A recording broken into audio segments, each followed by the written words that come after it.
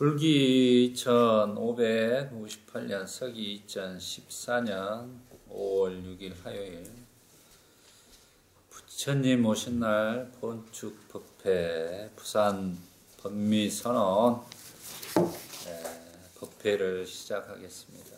먼저 예경을 하고 시작하겠습니다. 빨리어 붓다 담마 상간호 사띠 빠리따를 독송하고 오늘 본문 주제인 부처님의 수행법의 이해에 대해서 공부해 보겠습니다. 시작하겠습니다. 예경을 나모 타사 바가와토 아라하토 삼마 삼부타사 나모 타사 바가와토 아라하토 삼마 삼부타사 나모 타사 바가와토 아라하토 삼마 삼부타사 부땅 사라낭 가차미 담망 사라낭 가차미 상강 사라낭 가차미 두띠암비 부땅 사라낭 가차미 두띠암비 담망 사라낭 가차미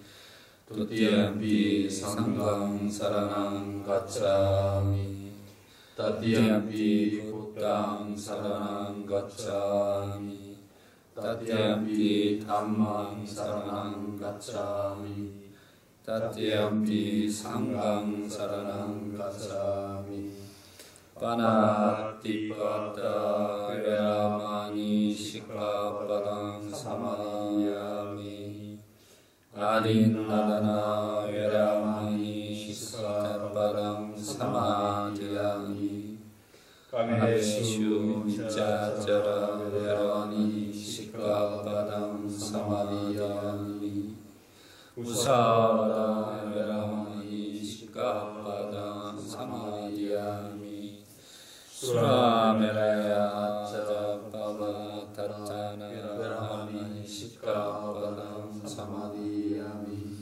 이디비소바가 아라하 삼마 삼부타 위짜짜라나 삼방노 수가토 노가이도 아누타로 purisha dhamma sarati sattadeva manasanam putto bhava swakato bhagavato dhamma santitiku akalliku ipasiku upaneiku paccatam viritapo vinnui supati panno bhagavato savakasango Supati panno bhagavato savakasango Nayapati panno bhagavato savakasango Samicci panno bhagavato savakasango Yadinam caccai purisha yugani atta purisha popala Esa bhagavato savakasango 아우네요, 빠우네요, 닥키네요, 안잘리 까나리요, 안욕다랑 뽕약 깨다랑 가사, 와야 담마 상카, 아빠나 삼바데다 사티 파타나 브라우마야, 사페 사타 바두 수키타타, 사두 사두 사두 사티마타.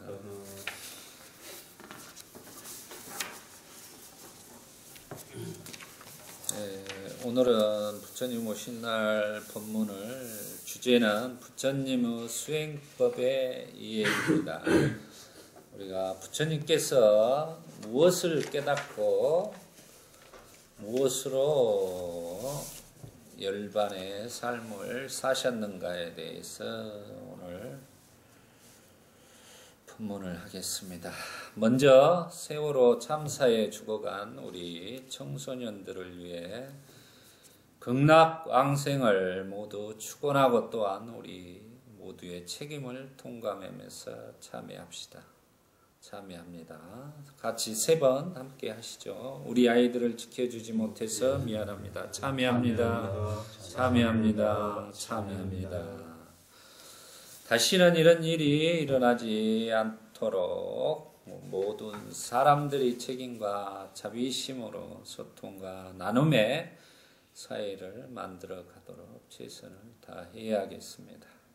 그럼 부처님 오신 날 본문을 하겠습니다. 우리는 이번 세월호 참사로 모든 국민이 죄책감과 고통 속에서 하루하루 살아가고 있습니다. 이런 고통들을 우리 모두가 원인이 되어 만들어가고 고통 속에서 살아가고 가는 것이 우리들의 모습입니다. 이런 고통들이 일어나지 않고 모든 사람들이 진실로 평화스러운 삶을 살아가기 위해서 우리는 이 고통과 이 고통의 원인 그리고 이 고통을 소멸할 수 있다는 것을 알고 또한 이 고통을 소멸하는 실천행을 분명하게 알아차려야만 하는 것입니다. 불교는 인생은 고라는 것과 고에서 벗어나는 방법에 대한 가르침입니다.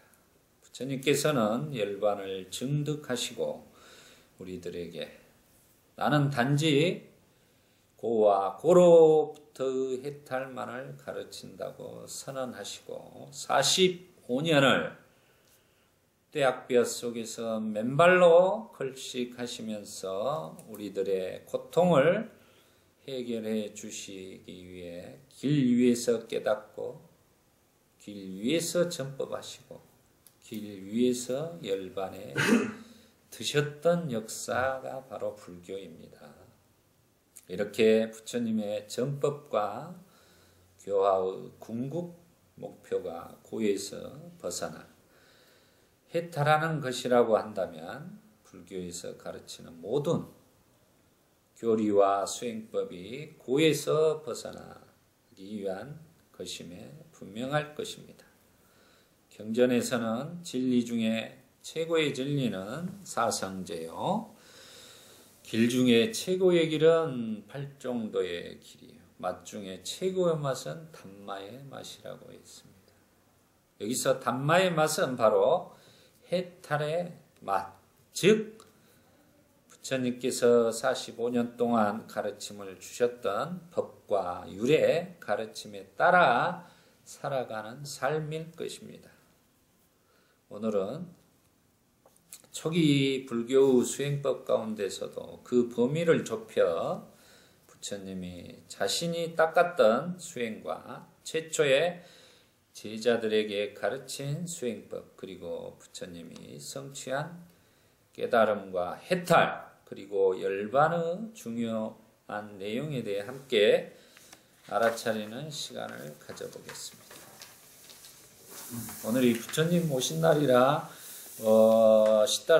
겉담아 시다르다가 이제 이렇게 출가한 내용에 대해서는 우리 모든 법부님들이 더 잘 알고 계실 것입니다. 근데 그 중요한 포인트는 그런 것 같아요. 그 왕자로서의 나라를 물려받을 수 있는 상황 속에서도 생로병사라는 그 고통을 해결하기 위해서 출가를 했다는 것 자체는 우리는 어떻게 봐야 되냐면 가장 위대한 포기이다라는 것을 생각하셔야 됩니다. 가장 위대한 포기이면서 동시에 뭐냐? 가장 위대한 또 선택이 되는 것입니다. 포기와 더불어서 가장 위대한 선택을 했던 분이다, 인간적으로. 그 부분에 대해서 두 가지로 우리는 잘 이해를 해야 되는 부분이 되겠습니다. 그래서 첫 번째의 가장 위대한 선택, 또 위대한 포기가 바로 출가였다라는 것을 우리 법부님들이 한번 가슴 깊이 새겨볼 필요가 있겠습니다. 그럼 시다르타의 수행의 구체적인 내용에 대해서 한번 보겠습니다. 출가한 시다르타는 먼저 마가더국의 수도 라자가하. 라자가하는 바로 우리가 왕사성 한역에서는 그렇습니다. 그곳에 알라라 깔라모와 우따까 라마푸따라는 두 선정 수행자가 있습니다. 여기서 이제 바로 선정 수행, 그때 인도 당시의 이제 선정 수행을 말하는 것입니다. 그분들이 바로 선정 수행자로서 가장 특출한 두 분이었다고 생각을 하시면 되겠습니다. 부처님은 이 두 수행자로부터 알라라 깔라나로부터 무소유처정을 배우고 그 다음에 우따까라마부따로부터 비상비비상처 정을 배우고 열심히 정진해서 선정을 성취했습니다. 부처님은 두 가지 선정을 짧은 기간 동안 닦아 스승들이 성취한 것과 같은 경지에 도달할 수 있었습니다. 그러나 부처님이 찾고자 깨닫고자 했던 것과는 달리 그것은 진정한 해탈의 길이 아니었던 것입니다. 때문에 부처님은 다른 길을 찾아야만 했습니다. 이것이 두 번째의 위대한 포기입니다. 또 위대한 선택이 되겠죠. 두 스승으로부터 함께 교단을 이끌어가자는 제안을 거절하고 한마디로 두 스승으로부터 함께 그 수많은 대중들을 교단을 이끌어가자는 제의 자체, 한마디로 스카웃이죠. 요즘으로 말하면 제의를 마다하고 자신이 찾고자 했던 진정한 해탈을 향해 안락한 생활을 포기하고 또다시 고행님으로 떠나는 것이었습니다. 그러고 나서 6년 동안 인간으로 할 수 없는 고행을 하는 그 선택을 하는 거예요. 대단한 용기라고 우리가 봐야 됩니다. 부처님은 두 수행승을 떠나 남쪽으로 100km 거리에 위치한 가야로 갔습니다. 5명의 동료 수행자들과 함께 고행 수행승을 했습니다. 그때 당시 인도에서 수행자들이 닦았던 수행법은 많았지만 그 가운데 가장 많이 하던 수행법이 선정과 고행 수행이었던 것입니다. 부처님은 고행을 닦기 위해서 어떠한 스승의 지도도 받지 않았던 것 같습니다. 어느 경전에도 스승에 대한 언급은 없습니다. 그 고행 문화가 그때 당시부터 인도의 문화에서 자리를 잡았습니다. 그게 이제 바라문의 반기를 들고 나타난 게 바로 사문들이라고 그래요. 그냥 그런 바라문들이 그때 당시 완전 귀족화됩니다. 인도 사회에서.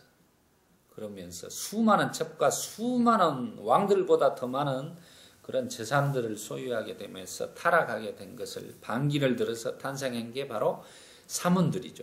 그 사문들은 사상 자체가 바로 육체는 한마디로 업의 덩어리이다. 그렇기 때문에 영혼만이 자유를 하고 해탈할 수 있다는 그 사상을 가지고 있었기 때문에 육체를 그렇게 고행으로 몰고 갔던 상황이 그때 당시에 있었습니다. 그래서 부처님도 선정 수행을 떠나서 이 고행을 선택하게 되는 것입니다. 그래서 이 고행에 대해서 부처님께서 나중에 해탈을 이루신 뒤 제자들에게 했던 내용을 한번 잠깐 보겠습니다. 먼저 마음을 제압하고 호흡을 멈추는 고행을 했다. 마음을 제압하고 호흡을, 숨을 멈추는 이제 요가 수행자들 중에서도 이제 이런 것들이 많습니다. 그게 바로 이제 요기들 수행자들이 그때 당시에 인도에는 5,000년 전부터 사전에 있었기 때문에 이제 이런 것들이 있었죠. 그 당시 앞에 그런 거에 따라서 이제 해보는 겁니다. 마음을 제압하는 고행이란 아랫니, 윗니를 붙이고 혀를 입천장에 대고 마음을 제압하는 것이다. 우리가 이제 참선을 할 때도 이런 내용들이 나오고 있죠. 천장을 대고 이런 것들이 나오고 있습니다. 그때 이제 이런 수행법들이 요가적인 수행법들이 되겠습니다. 호흡을 멈추는 고행이란 입과 코, 귀를 통해 날숨과 들숨을 멈추는 것이다. 호흡을 멈추자 머리에 힘센 사람이 날카로운 칼끝으로 머리를 쪼개는 것 같은 고통이 일어났고 배에는 푸죽간 주인이 날카로운 칼로 창자를 찌르는 것과 같은 고통이 일어났다. 그리고 몸에는 힘센 장정이 두 팔로 붙잡고 뜨거운 화로에 넣어 굽는 것 같은 고통이 일어났다. 역시 육체적인 고행도 했다. 가시덤불과 쇠못을 박은 판자 위에 눕기도 하고 새처럼 공중에 매달려 두 다리는 위로 머리는 아래로 향하게 하기도 했다. 뜨거운 태양에 몸을 태우기도 했고 추운 겨울날 얼음에 앉았거나 물속에 들어가기도 했다. 감식과 단식의 감식, 음식을 절제하는 것과 또 음식을 끊는 것 고행도 했다. 하루에 한 알씩의 깨와 한 알씩의 쌀밖에 먹지 않았다. 부처님이 이때의 고행이 얼마나 혹독했는가를 자세히 말씀해 주셨습니다.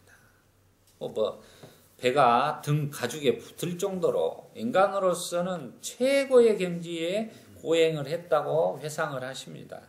상상할 수가 없는 거예요. 우리가 이제 그런 부처님의 고행상에 대해서 보면은 핏줄이 튀어나오고 이제 그런 형상을 많이 보셨을 것입니다. 그 정도로 인간으로서 할 수 있는 경지는 고행의 끝까지도 해봤던 분이 바로 부처님이라는 거죠. 부처님의 심신이 모두 피폐해질 대로 거의 죽음에 이르게 되는 지경까지 갔다는 것을 알 수 있습니다. 부처님의 고행은 상당히 길었습니다.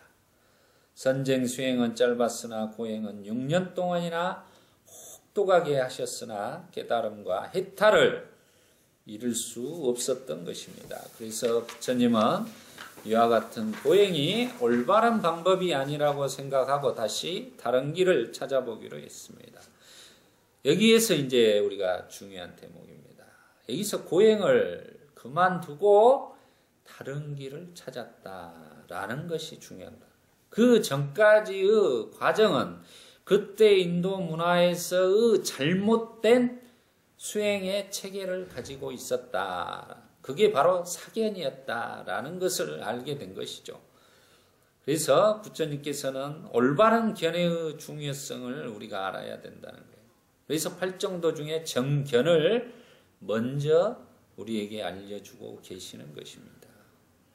정견의 중요성에 대해서 제가 강조를 하는 부분이 되겠습니다. 그럼 정견의 중요성에 대해 다시 한번 알아차림하고 넘어가 보겠습니다. 그럼 정견의 중요성, 왜 정견을 갖는 게 중요한가?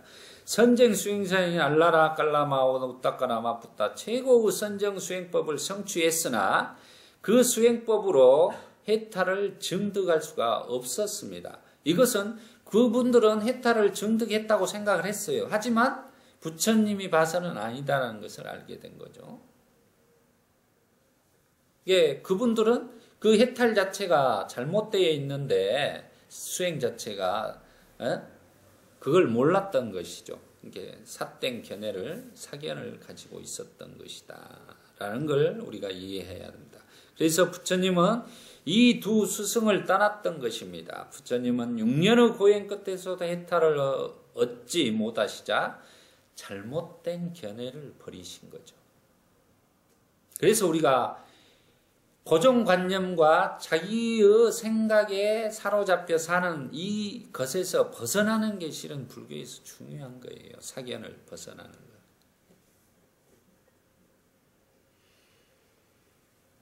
바로 어린 시절 잠부나무 아래에서 아나빠나사티 명상 수행으로 초선정에 들어 기쁨에 젖었던 것을 기억하게 되는 것입니다. 그러니까 이 말은 뭔 말이냐면 우리가 고행을 죽도록 아까 했다고 했잖아요. 그렇지만 이 부처님이 생각한 게 이 고행만 가지고 이 수행이 완성이 될 수 있을까라는 의문을 갖게 되면서 내가 어렸을 때 그 초선정에 들어갔을 때 기쁨과 행복이 있었던 거 그렇게 수행을 하면 되지 않을까라는 생각을 하게 되는 것입니다. 왜 고행을 6년 동안 하다 보니까 어떻게 된 거예요? 피폐할 대로 피폐해지고 죽을 지경에 이르다 보니까 이게 이렇게 고달프게 고행을 해야만 되는가에 대한 환멸심이 일어난 거죠. 그래서 이제 기쁘게도 할 수 있는 것을 생각을 찾다가 이제 잠부나무 아래에서 어렸을 때 우리가 파종식 때 농경제 때 선정에 들어갔던 내용을 기억을 하게 되는 것입니다. 여기서 아름다운 비유가 있어요. 경전에서는 잠부나무 아래에서 선정에 들었는데 옆에 주위에 있는 나무들은 해가 이렇게 가면서 그림자가 움직였으나 부처님이 앉았던 잠부나무라는 사과나무예요. 사과나무인데 사과나무는 그림자가 움직이지 않고 그대로 있었다라는 내용이 나옵니다. 그게 이제 은유인데 바로 부처님이 잠부나무 아래 어렸을 때 초선정에 들어있기 때문에 은유적으로 다른 나무들을 옆에 있는 나무는 그림자가 해에 따라 움직였지만 잠부나무라에서는 움직이지 않은 것은 바로 선정의 상태가 바로 흔들리지 않는 삼매의 상태였기 때문에 움직이지 않았다를 은유적으로 표현하는 속뜻이에요. 그때 당시 선정이라는 게 초선정이라는 게 그런 것이다. 흔들림이 없는 상태이다라는 것을 보여주는 은유적인 비유법입니다. 우리는 그 비유법을 잘 이해를 하셔야 돼요. 그렇기 때문에 이제 부처님이 어렸을 때의 그 흔들리지 않는, 왜 이 내용이 들어가냐면 6년 동안 고행을 하면서 이 선정 수행을 배웠기 때문에 선정 수행을 해요. 막 조끼 묶고 쌀 한 톨만 묶고 뭐 하는 시간에 무엇을 하고 있겠어요. 선정 수행을 하죠. 우따까 라마푸따나 알라라 깔라메다 배웠던. 그렇지만 한 10시간을 선정 상태에 있을 때는 고요하게 좋다가 나오면은 나올라가 생각나고 야소다라가 마누라가 생각나고 자기 아버님이 생각나는 거예요. 그 번뇌망상이 바로 침투를 한다는 것을 알게 되는 것입니다. 흔들린다는 거죠. 이것은 아니다라고 생각을 하고 마음을 바꿔먹게 되는 거죠. 그래서 어렸을 때 그 초선정에 들었던 그 흔들리지 않은 마음 상태를 한번 생각을 해보면서 이것이 아닐까라고 생각을 하면서 이제 그 고행을 포기를 하는 것이죠. 그래서 부처님은 고행을 포기하고 더러운 몸을 씻고 몸을 청결히 하고 단정하게 합니다.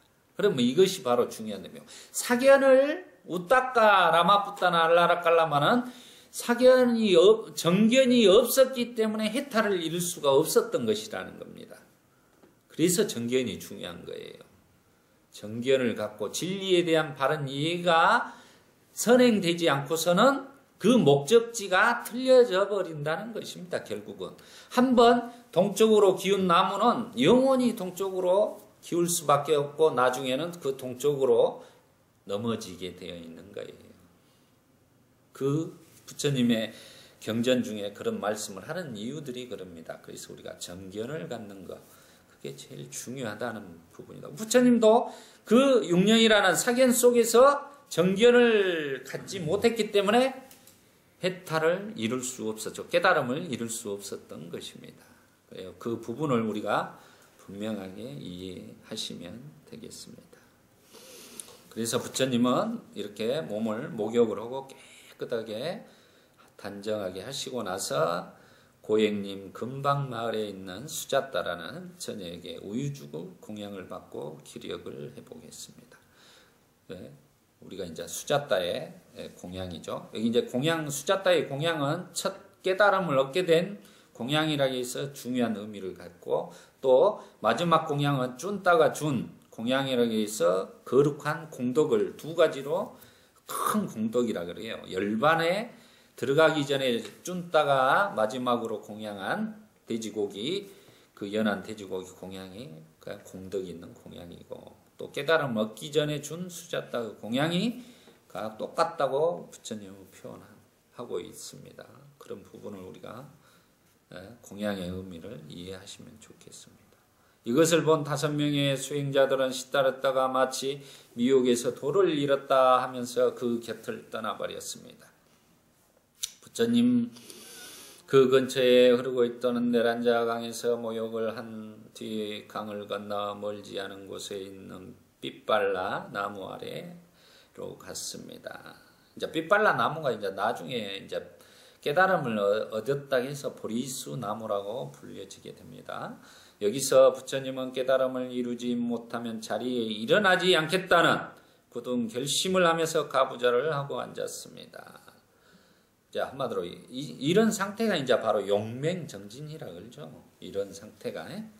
이때의 일을 전하고 있는 경전과 율장들은 한결같이 부처님이 사선정을 닦았다는 것과 그로부터 얼마 지나지 않아 깨달음 정각을 이루게 되었다는 사실을 말하고 있습니다. 마지막일까요? 이곤에 나와 있는 전지성 역주에 나와 있는 내용이 되겠습니다. 그러면 부처님이 수자따에게 준 공양과 얼마 되지 않아서 정각을 이루었다라고 이해를 하시면 됩니다. 왜? 고행을 그만두셨기 때문에 뭐 계속 단식을 하면서 수행 정진을 할 수는 없지요. 시다르타가 성취한 이 깨달음을 경전은 정각 또는 무상정등각이라고 합니다. 그는 이 깨달음 때문에 붓다 즉 단마를 깨달은 사람이 되었습니다. 시다르타가 깨달음을 이룬 장소를 깨달음을 이룬 가야라는 의미로 보드가야라고 합니다. 우리가 뭐 이제 빨리어는 보디 그럽니다만 이제 또 산스크리트 범어로는 보드가야라고 합니다. 가부좌를 하고 그 밑에 앉았던 빛발나무를 깨달음을 이룬 나무라는 의미로서 보리수라고 부르게 되었습니다. 이와 같은 사실들에서 시다르타가 성취한 수행의 결과는 먼저 깨달음 정각이었다는 것을 알 수 있습니다. 그리고 나서 다음으로 해탈을 얻을 수 있었습니다. 우리는 보통 깨달음을 얻으면 해탈했다고 이렇게 같이 생각해요. 근데 깨달음을 얻고 나서 그 다음에 이제 해탈, 열반 이렇게 순차적으로 진행되는 것입니다. 그럼 여기서 중요한 상황을 하나 짚고 넘어가 보겠습니다. 부처님이 정각을 이루기까지 수다타가 준 우유죽 한 그릇을 먹고 사념처와 사선정을 통해 깨달음을 이루었다는 것입니다. 우리는 여기서 시다르타가 삐빨라 나무 밑에 앉아 선정을 닦기 시작해서 정각을 할 때까지 아주 짧은 시간밖에 경과되지 않았던 것 같습니다. 대열반경에서는 수자따의 유죽 공양이 시다르타가 정각 이전에 받은 마지막 음식이라 하고 있으므로 우유죽 한 그릇으로 얻은 기력이 다 떨어지기 전에 정각을 성취했을 것입니다. 고 추론해 볼 수 있는 것입니다. 그것은 길어도 며칠밖에 되지 않았을 것입니다. 얼마 전에 단식 고행을 그만두었던 시다르타가 다시 고행을 하지 않았을 것이 분명하기 때문입니다. 그렇다면 과연 단 며칠 동안은 그 짧은 선정의 실천만으로 정각을 이룰 수 있었다고 할 수 있을까라는 의문이 듭니다. 그러면 시다르타의 깨달음에 대해서 한번 보겠습니다. 부처님의 정각 내용에 대해 가장 초기에 구체적으로 설명와 있는 자료는 붓다의 첫 설법 초전법륜전에 참석했던 5명의 비구들 가운데 한 사람인 아사지 존자와 뒷날 붓다의 상수 제자가 된 사리푸타 존자 사이에 있었던 대화라고 봐야 할 것입니다. 사리푸타는 그 당시 왕사성 근방에 산자야를 스승으로 모시고 친구 목걸라와 함께 수행을 하고 있었는데 어느 날 아침 왕사성 거리에 탁발을 나온 아사지 존자를 만났습니다. 사리푸타는 아사지 존자에게 그대는 누구이며 스승의 이름이 무엇이며 어떠한 진리를 배웠습니까? 라고 묻습니다. 아사지 존자는 나는 나이가 어리고 집을 떠난 지도 오래지 않았기 때문에 그 이치를 잘 설명할 수 없으니 이제 간략히 요점만을 말하겠습니다. 그러니까 아사지 존자는 지금 부처님에게서 초전법륜전을 배우고 아라한이 된 지가 얼마 되지 않아요. 그러다 보니까 이 말을 하는 것입니다.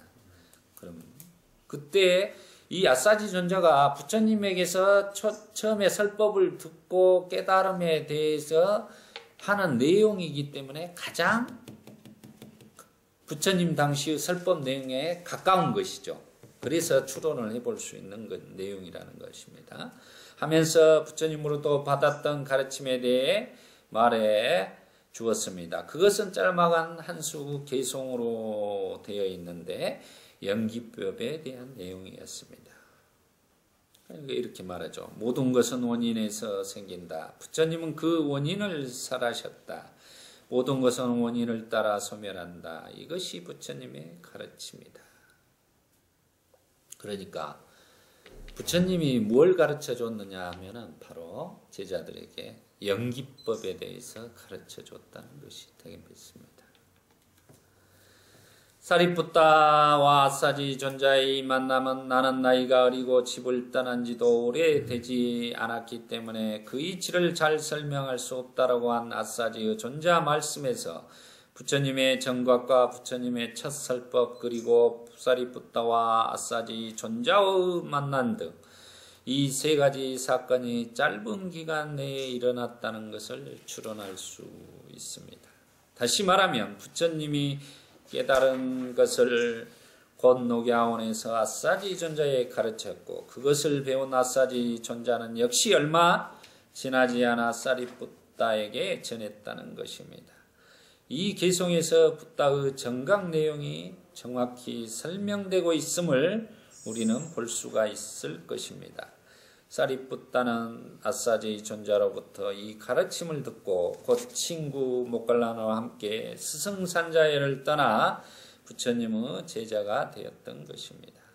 여기서 우리는 부처님께서 깨달은 법이 다름 아닌 연기법이라는 것을 더욱 간단하고 명확하게 말하고 있습니다. 부처님은 제자들에게 이렇게 설법했습니다. 연기법은 내가 만든 것도 아니고 또한 다른 사람이 만든 것도 아니다.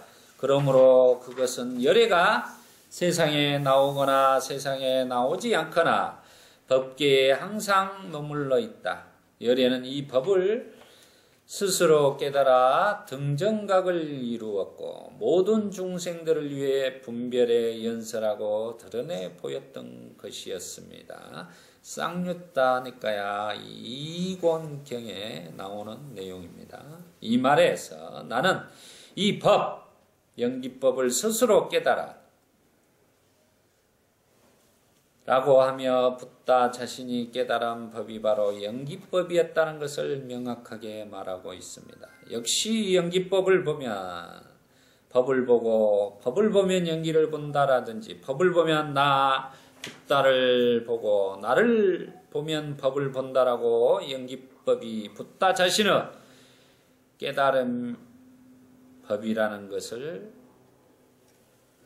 다른 식으로 표현하고 있습니다. 이것도 마지마 니까에 나옵니다. 그럼 구체적으로 연기의 정연구를 한번 살펴보겠습니다. 자밤의 제1의 공경은 이 연기의 원리를 구체적으로 다음과 같이 설명하고 이것이 있기 때문에 저것이 있고 이것이 생기기 때문에 저것이 생긴다. 이것이 없기 때문에 저것이 없고 이것이 사라지기 때문에 저것이 사라진다. 여기서 이것이 있기 때문에 저것이 있다와 이것이 생기기 때문에 저것이 생긴다라는 구절로서 존재의 발생을 그리고 이것이 없기 때문에 저것이 없다와 이것이 사라지기 때문에 저것이 사라진다는 구절로서 존재의 소멸을 설명하고 있는 것. 쉽게 이렇게 이해하시면 됩니다. 조건이 있기 때문에 원인이 있기 때문에 이게 생겨나서 조건이 다하면은 사라진다는 것입니다. 단지 그것밖에 없다는 것을 부처님은 발견하신 거예요. 조건 따라 일어나서 조건이 다하면 사라지는 것이다 라고 이 조건 그래서 우리가 인연법을 강조하는 거야. 어떠한 조건에 있는가에 따라서 상황이 틀려지는 것입니다. 그 조건을 그래서 우리가 수행이라는 것은 좋은 조건을 만드는 거예요. 그 조건을 만들기 위해서 부처님은 그런 말씀을 하십니다. 수타니파타에 보면은 그런 말씀을 하셔요. 제가자들도 아라한이 되고 이렇게 되는 경우가 수도 없이 많이 나옵니다. 그러면 그 아라한이 됐어도 출가자가 똑같이 출가자가 아라한이 돼가지고 나이 어린 사문이어도 거기에 애경하고 존중을 표해야 된다고 말을 하고 있습니다. 그것은 뭐냐면 조건 지어진 상황이 틀리다는 거예요. 출가자의 상황과 재가자의 상황이 틀리다라는 것을 이야기를 해주는 대목이 되겠습니다. 그것은 그만큼 조건 지어진 환경이라는 게 중요하다는 대목을 부처님은 강조를 하는 거예요. 그럼 연기법이라는 결국은 뭐냐? 우리가 모든 것은 원인에 의해서 일어났다. 원인이 다 하면 사라지는. 그럼 그 조건 지어짐을 우리가 수행을 통해서 다 해서 그 업을 우리가 없애야 된다는 거죠. 결국은 그게 이제 목적이 되는 것이 그걸 해탈이라고 하는 것입니다. 그러니까 깨달음이라는 것은 결국은 그 조건 지어져 있다는 연기로서 조건 지어져 있다는 것을 우리가 이해해야 된다는 것을 말하는 것입니다. 그 이해하고 나서 이 조건 지어진 연기법에 대해서 발생하고 사라지는 것들에 대해서 시시각각 행주자와 어묵동정에서 사띠파탄으로서 찰나생 찰나멸에 대해서 우리가 항시 사띠하는 삶을 살아나가는 것, 그렇게 갔을 때 그 조건을 다 할 수 있다는 것입니다. 그래 7페이지로 넘겨보면 이제 고의 해결 방법과 연기법입니다. 부처님이 모든 것을 버리고 출가했던 것은 생로병사의 고통에서 해탈하기 위해서였습니다. 마가다에서 두 스승을 만나 수행을 했지만 만족하지 못하고 그들을 떠났던 것도 내란자 강변의 숲 고행님에서 오랫동안 고행을 하다가 그것을 포기했던 이유도 진리 또는 존재의 입법 같은 것을 찾을 수 없었기 때문이 아니었습니다. 진리의 발견이라는 문제는 시달렸다가 출가해서 정각할 때까지의 문제로 제기되지 않았습니다. 그런데 6년 고행 끝에 그가 도달했던 것은 진리의 법인 연기법의 발견이었습니다. 연기법이라는 것은 어느 누구나 다 발견할 수 있는 거예요.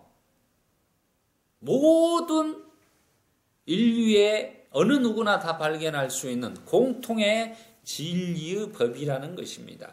그래서 연기법이 어느 누구나 수행을 통해서 발견할 수 있다는 것을 부처님이 이 손가락을 보지 말고 달을 보라 하는 것은 그 달이 바로 연기법이라는 진리를 보거라 이 말이에요. 그게 깨달음이 되는 것입니다. 시달렸다가 고우해떨자라는 이름 대신 붓다라는 즉 법의 진리를 깨달은 각자라는 이름을 얻게 된 것은 고에서 해탈과 직접 관계된 것이 아니라 연기법과의 관계에서 나온 명칭이었습니다. 우리는 이 문제를 어떻게 이해할 것인가? 부처님의 전생에 걸쳐 해결하자 했던 것은 인생의 고라는 문제였습니다. 시달렸다가 출가한 것도 6년에 걸쳐 힘든 수행을 한 것도 그리고 정각을 성취한 뒤 45년간 쉬지 않고 사람들을 가르친 것도 그 문제를 해결하기 위해였을 뿐 종교나 사상가가 되기 위한 것이 아니었습니다. 부처님의 유일한 관심사랑은 고와 고에서의 해탈이었습니다. 그렇다면 붓다가 발견한 연기법과 그 문제가 무슨 관계가 있는 것인가? 이것이 있기 때문에 저것이 있다라든지 또는 이것이 없기 때문에 저것이 없다라고 하는 이 단순한 논리가 고의 문제를 해결하는 데 어떠한 역할을 했는가를 우리가 지금 싸띠해 볼 필요가 있는 것입니다. 연기법의 입장에서 보면 고의 고유성은 인정될 수 없습니다. 고는 그 스스로 존재하는 것이 아니고 우연히 존재하는 것도 아닙니다. 역시 신과 같은 어떠한 존재가 인간을 벌주기 위해서 만든 것도 아닙니다. 그것은 어떠한 원인과 조건에 의해서 생긴 것입니다. 따라서 고를 발생시키는 원인과 조건을 제거해 버리고도 사라지게 될 것은 당연한 것입니다. 제거해 버리면 사라지게 될 것은 당연한 일입니다. 그러니까 고라는 것이 바로 그 조건, 그 고라는 상황을 만든 것은 조건과 원인이 있었던 것입니다. 그 조건과 원인을 해결하는 게 바로 연기법이라는 것을 이야기를 하고 있는 것입니다. 부처님은 자신이 해결하고자 했던 그 문제의 연기법을 통해서 연기의 원리에 따라 그것을 해결할 수 있었던 것입니다. 그는 먼저 고를 발생시키는 원인을 추구한 뒤 그 원인을 제거함으로써 고에 벗어날 수 있었습니다. 그것이 해탈 열반이었습니다. 열반이란 고의 소멸 또는 고에서 해탈을 의미합니다. 따라서 연기법을 이해함으로써 고를 원천적으로 소멸할 수 있었던 것입니다. 그래 바로 그게 연기법을 발견한 게 바로 정견이고 지금 인류 역사상 가장 위대한 사상이 되는 것이에요. 붓다는 내려와 보겠습니다. 붓다는 자신이 문제를 해결한 것으로 만족하지 않고 다른 사람을 위해 연기법을 바탕으로 고를 해결하기 위한 여러 가지 설명과 방법들을 만들어냈습니다. 사람들의 지혜의 수준이나 성향, 처해 있는 상황이 모두 달랐으므로 그것에 맞추기 위해 다양한 가르침이 필요했습니다. 이것이 불교에서 많은 교리들이 생겨나게 된 이유입니다. 무상고무와 삼특상이 그것이고 사성제 12연기도 마찬가지입니다. 부처님은 제자들의 초창기에 30명의 이런 자제들에게는 업과 윤회에 대한 가르침으로 가르쳐주고 또 사리푸타에게는 다른 가르침, 모갈라에게는 졸림의 경이라는 다른 가르침, 그 방법들이 다 틀립니다. 자기 아들이 나홀라에게는 또 다른 가르침, 그 사람의 근기에 따라 다양한 가르침을 주시게 되는 거예요.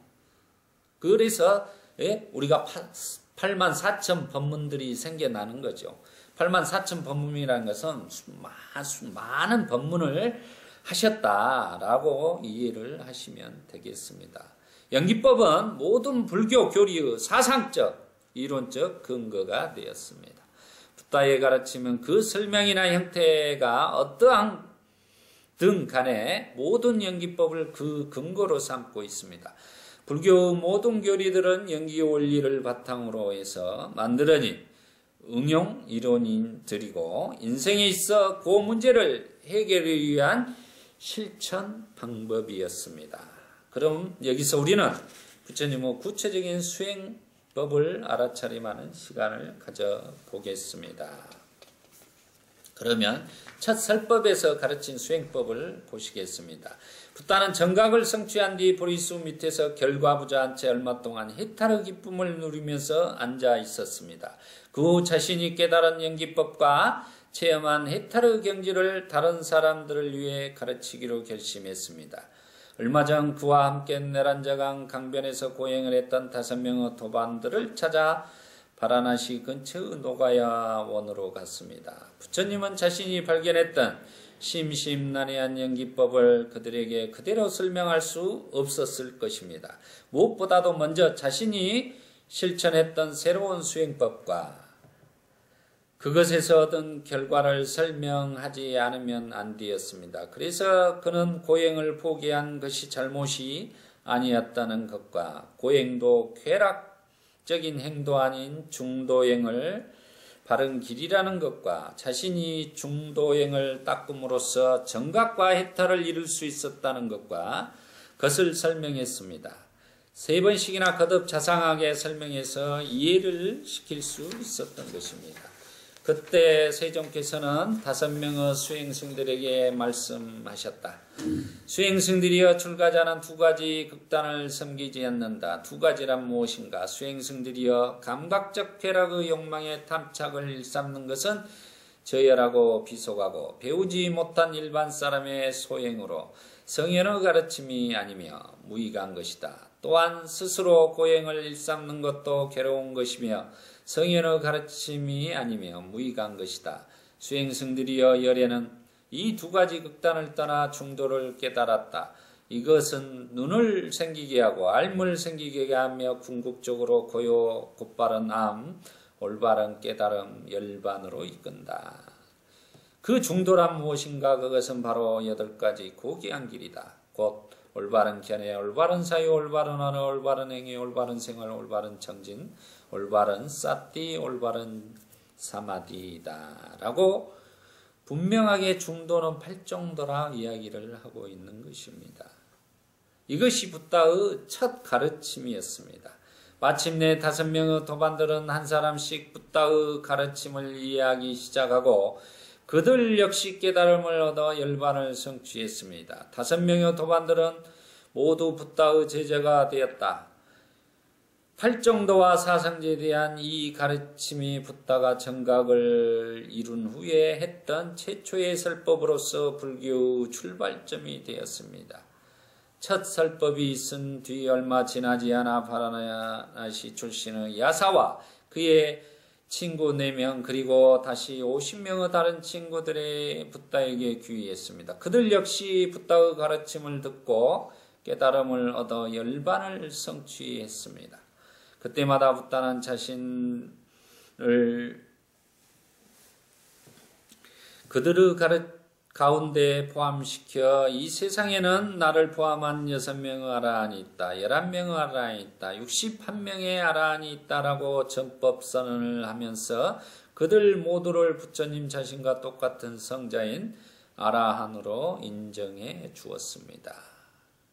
이것은 그들 역시 법을 깨친 자가 되었고 고에서 해탈하게 되었다는 것을 의미하는 것입니다. 이걸 이제 아라한이라고 이야기를 하는 것이죠.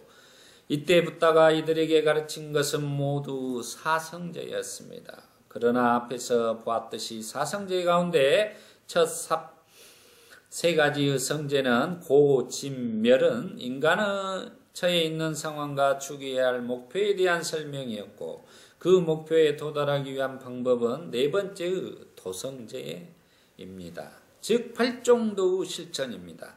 한마디로 불교의 가장 초기 수행법은 중도였고 구체적으로 그것은 8정도였습니다. 여기서 우리는 8정도에 대해서 알아보겠습니다. 8정도는 독립해서 단독으로 설명해지기도 했지만 대부분 경우 사상제에 함께 설해졌습니다. 그것은 의사가 병자를 치료할 때 먼저 병의 정확한 진단과 그 원인 그리고 병의 원인을 제거했을 때 얻을 수 있는 건강 상태를 설명한 뒤 치료 방법을 제시해야 보다 효과적인 결과를 얻을 수 있다는 것과 같은 이유였습니다. 그래서 붓다 자신을 대의왕에 비유하면서 사성제를 설하기도 했습니다. 이게 사성제라는 것은 그때 인도의 이런 치유 방법적인 체계 그런 거에서 같이 이제 가지고 와서 이렇게 설명을 했던 것입니다. 고진멸도가 바로 병, 고성제가 바로 병입니다. 집성제가 바로 그 병의 원인인 바이러스예요. 이 바이러스고 그 다음에 멸성제는 그 바이러스를 우리가 회복할 수 있다는 건강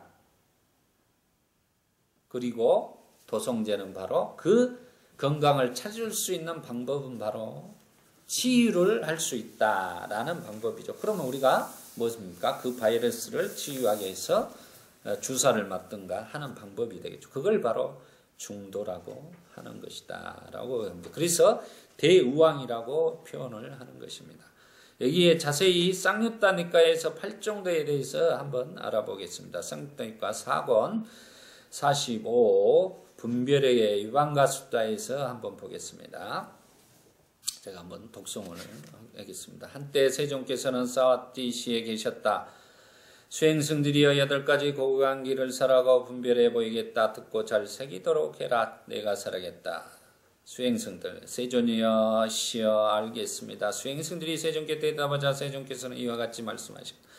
세존 수행승들이여 이 8가지 고귀한 길이란 무엇인가? 그것은 바로 올바른 견해, 올바른 사유, 올바른 언어, 올바른 행위, 올바른 생활, 올바른 정진, 올바른 사태, 올바른 사마대이다.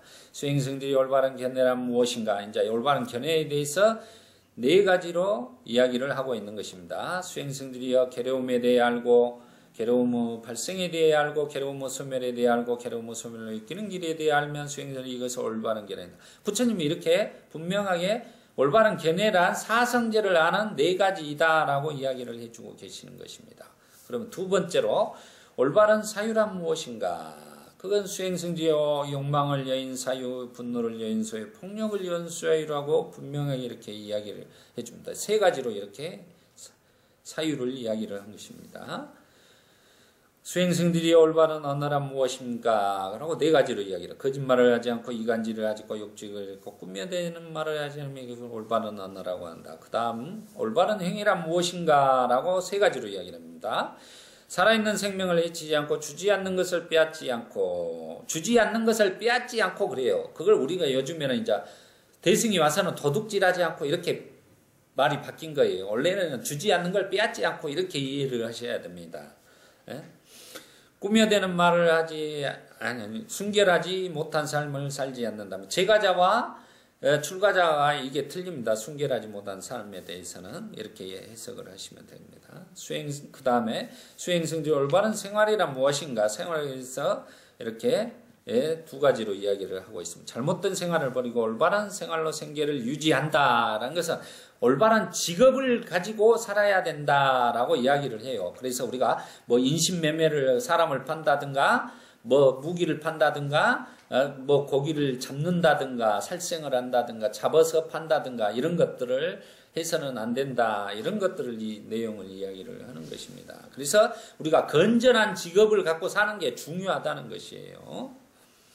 수행승지 올바른 정진이란 뭐는가? 이게 이제 우리가 정진이나 사정근을 이야기를 하는 거예요. 아직 생겨나지 않은 악하고 불건전한 것들을 생겨나지 않도록 의욕을 일으켜 정진하고 정근하고 마음을 청리하고 노력하고 이렇게 강하게 강조하고 있습니다. 의욕을 일으키고 정진하고 정근하고 마음을 청리하고 노력하고 이미 생겨난 악하고 불건전한 것들을 버리도록 의욕을 일으켜 정진하고 정근하고 마음을 청력하고 노력하고 아직 일어나지 않은 건전한 상태를 일으키도록 의욕을 일으키고 정진하고 정근하고 마음을 청리하고 노력하고 이미 생겨난 건전한 상태를 유지하여 잊어버리지 않고 증가시키고 확대시키고 개발시키고 충만하도록 의욕을 일으키고 정진하고 정근하고 마음을 청리하고 노력하면 수행자 이것을 올바른 정진이라고 한다. 이 네 가지로 분명하게 말씀해 주고 계시는 거예요. 그러면 올바른 사띠란 뭐냐? 그게 바로 올바른 사띠를 뭐냐? 그러면 사념처라고 딱 못을 박아놓은 거예요. 부처님이. 네 가지로. 신수, 신법에 대해서 이렇게 이야기를 해 놓은 것입니다. 올바로 알아차리고 사띠를 확립하여 세상의 탐욕과 근심을 제거하며 몸에 대해서 몸을 관찰하고 그래서 그 다음에 이제 뭡니까? 느낌에 대해서 마음에 대해서 법에 대해서 이렇게 이야기를 해 놓은 것입니다. 이 사념처 수행에 대해서 이렇게 분명하게 이야기를 해 놓은 것입니다.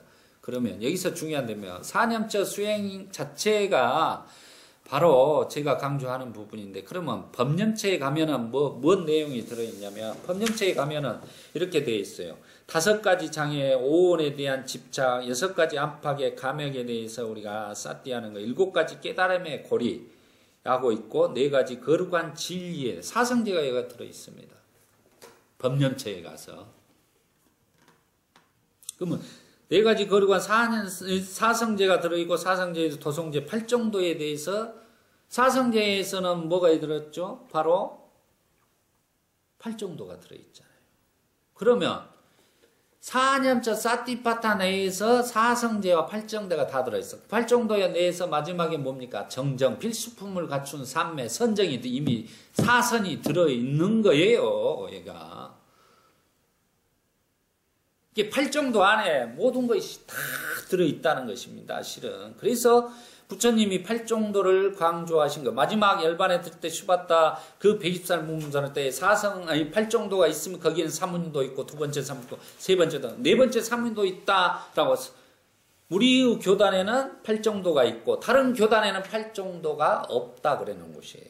그러면 이 수행 체계가 바로 연기법과 사성제와 12, 연계오리 이런 모든 체계를 수행 체계를 완성적으로 부처님이 갖추고 있다는 것을 선언을 해준 것이요. 8정도를 강조한 이유를 8정도만 다만 우리가 8정도를 이해를 못하기 때문에 팔정도로만 끝나버리는 거예요. 아, 이게 무슨 말일까? 팔정도가 있다는 거. 그럼 팔정도가 전부이다 라고 했을 때는 실은 팔정도 안에 12연기, 사성제, 사선 다 들어있는 것입니다. 수행이라는 게 다 들어있는 것을 이야기를 하고 있는 거예요. 그래서 대념처경이라는 것을 부처님이 깨달음을 얻으시고 돌아가실 때까지 자기 법기 자신을 섬으로 삼아 자신을 법으로 삼아에서도 그것은 과연 뭐냐 할 때 사념처 수행이라고 강조를 하신 이유가 그거예요.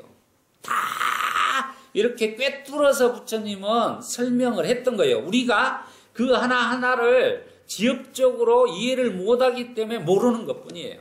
그 말은 결국은 사념처 수행 안에 모든 것이 다 들어있다고 부처님은 이야기를 하는 거예요. 그걸 팔정도라고 이야기를 하시는 것입니다. 그게 수행이에요. 그게 지금 중요하다는 거예요. 이 팔정도가 그래서 중요해요. 무명을 타파하는 것이 바로 무명을 아이자라 그래요. 아이자를 타파하는 것이 명이에요. 명지예요. 위자라 그래요. 위자를 할 수 있는 방법은 뭐냐? 팔정도를 닦아야지만이 명지가 생겨난다 그러는 거예요. 이게. 그게 다 연결되어 있는 것이라는 것입니다. 이게 우리가 팔정도를 닦아가는 게 중요하다는 것을 이야기를 하겠습니다. 그러면 여기서 그러면 올바른 사마디를 보겠습니다. 올바른 사마디가 바로 사선에 대해서 못을 딱 박아놓은 거예요. 선정이란 사선을 이야기를 한다라고. 정정이라는 것은 올바른 삼매라는 것은 사선을 이야기해요. 그걸 우리가 선이라고 하는 거예요. 참선할 때도 선이라는 것은 사선을 선이라고 하는 것이다 라고 이해를 하셔야 돼요. 그걸 우리가 선정 그러는 거예요.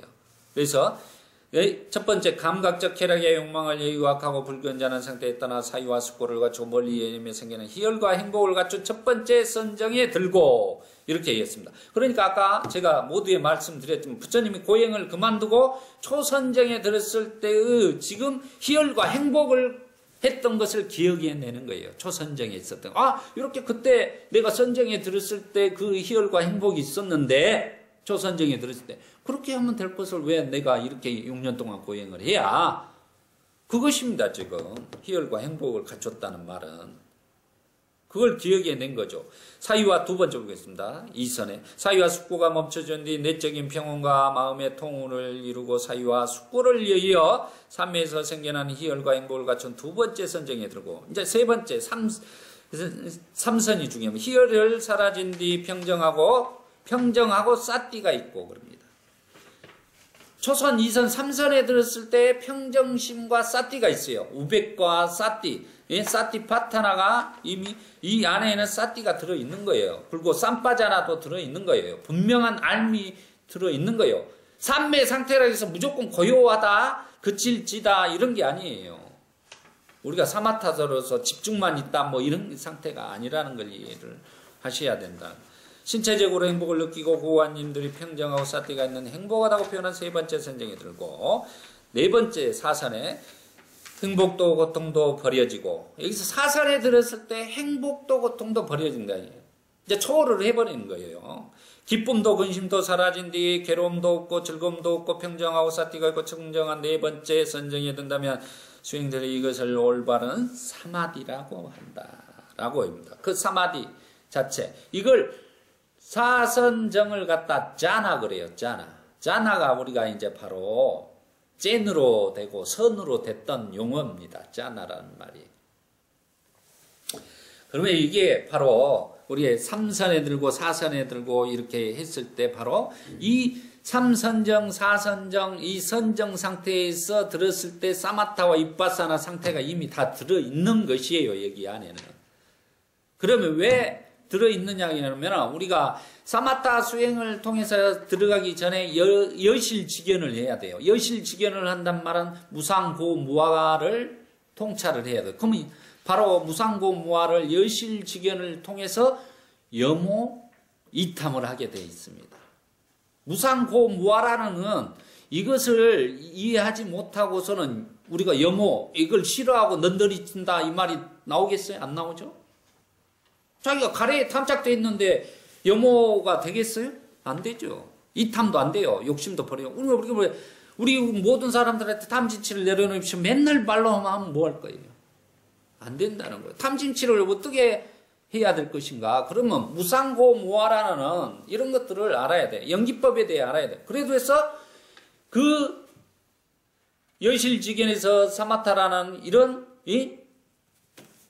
집중력을 가지고 무상고무화라는 것을 우리가 심일경성을 해야 되는 것입니다. 그리고 집중을 해서 거기에 몰입을 해서 무상고무화라는 것을 우리가 이해하고 나서 그 다음에 여리자기를 하는 거예요. 여리자기. 요니소 마나시카라 여리자기를 통해서 우리는 모든 것이 이렇게 연기법에 의해서 조건지어져 있는 것을 깨달아야 된다는 것입니다. 그게 이제 깨닫는 거예요.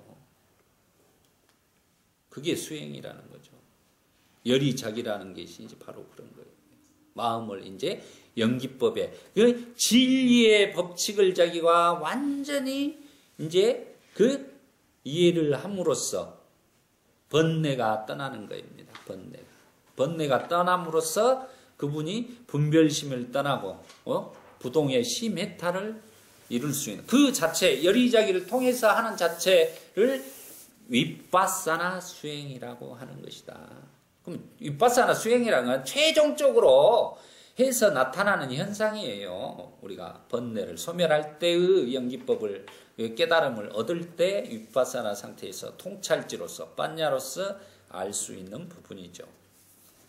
그러면서 사선에 들여서 청정한 네 번째 선정에 든다라는 것을 이야기해요. 그 다음에 이제 우리가 바로 깨달음을 얻고 나서 그 다음부터 위무띠, 해탈, 닛바나, 열바 그런 것은 이제 뭔가 증득해가면서 실천해 가야 돼요. 부처님의 생애를 보면 처음에 부처님이 깨달음을 얻고 부처님은 수도 없이 삿띠를 하고 죽을 때까지 삿띠를 하고 가셔요. 사념처 수행으로 병도 낫게 되고 그 고통의 육체적인 고통을 사념처 수행을 해서 낫는다고 분명히 이야기하고 제자들도 다 그래요. 또 그 와중에 사념처 수행에 더불어서 뭐가 들어있습니다. 칠각지 들어있죠. 칠각지를 통해서 그 병을 낫는다고 이야기를 하고 있습니다. 이 경전을 볼 때 전부 이렇게 인드나의 그물망처럼 끼고 맞물려져 있어요. 한 가지를 알게 되면 다 통해버린다는 거죠. 실은. 그래서 팔정도를 우리가 관통을 하게 되면은 그 내용 안에는 전부 다 들어있다는 거예요. 부처님은 그 니까야라든가 오부 니까의 모든 인연담과 그 내용을 말씀하고 계시다는 걸 제가 알게 된 거예요. 그래서 그만큼 중요합니다. 팔정도를 우리가 실천할 때 가장 중요한 것이 순차적으로 정견을 갖추는 것이 제일 중요해요. 해를 먼저 갖추는 게 중요하다. 정견을 갖추고 나서 그 다음에 우리가 계를 갖추는 것이 정업, 정명입니다. 그리고 나서 선정 상태에 들어가는 거예요. 계 정어에 선정의 상태에 들어가서 결국은 해탈 깨달음을 얻고 해탈 열반에 들어갈 수가 있는 거예요. 그러니까 열반에 들어간다는 열반에 해탈하고 모든 것에서 해탈하고 열반의 삶을 살아갈 수 있다는 것입니다. 그것이 바로 수행의 체계라는 것을 우리가 이해하시면 됩니다. 그래서 제가 이제 뒷부분까지는 이제 생략을 하고 이렇게 팔정도 내에서 이 수행의 체계가 완성되어 있기 때문에 부처님이 처음에 중도를 설하시고 초전법륜견에 그 다음에 팔정도라고 분명히 이야기하고 하시고 그 다음에 제자들에게 4일 뒤에 무아상경을 가르치신다는 거죠. 그러고 해서 무아상경이라는 건 뭐냐? 결국은 연기법을 통찰하게 해버린 거예요. 진리 자체를 통해. 무아상경이라는 것은 조건지어져 있다. 우리는 실체가 없다는 것을 알게 됨으로써 바로 부동의 심해탈을 이룬 해탈의 상태가 돼버린 것입니다. 그때 돼서. 그 처음에 깨달음은 그럼 뭐냐면 바로 그거예요.